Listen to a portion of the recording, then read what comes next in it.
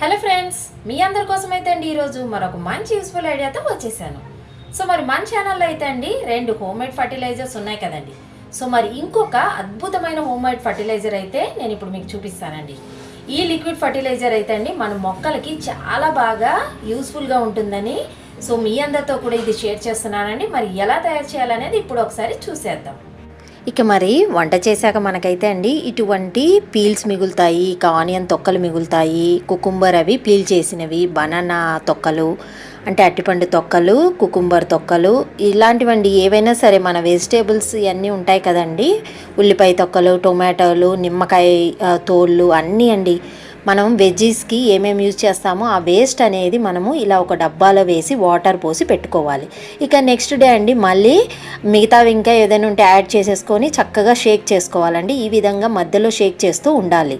So ఇలానే అండి మనము 7 days అనేది ఈ విధంగా మూత పెట్టి ఉంచామంటే మనకి ఈ కంపోస్ట్ వాటర్ అనేది రెడీ అయిపోతుందండి. ఇప్పుడు ఒక బకెట్లోకి మనం ఫిల్టర్ చేసుకుందామండి. ఈ కంపోస్ట్ వాటర్ని 4:1గా మనము యాడ్ చేసుకోవాలండి. అంటే 4 లీటర్స్కి 1 లీటర్ని యాడ్ చేసి ఈ విధంగా మొక్కలకైతే పోయాలి.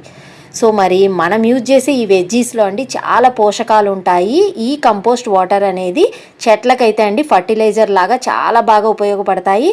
మనకు ఆన్లైన్లో కూడా అండి వెజ్ కంపోస్ట్ అని చెప్పి డ్రై పౌడర్ కూడా దొరుకుతూ ఉంటుంది కదండి. ఆ ఎరువుతో పాటు ఇది కూడా అండి మనం లిక్విడ్ కంపోస్ట్ అనేది ఇంట్లోనే చేసుకొని మనము చక్కగా మన చెట్లకి పోసుకోవచ్చు అండి. చాలా బాగా పనిచేస్తుంది. ఇక పువ్వులు కూడా పూస్తాయి.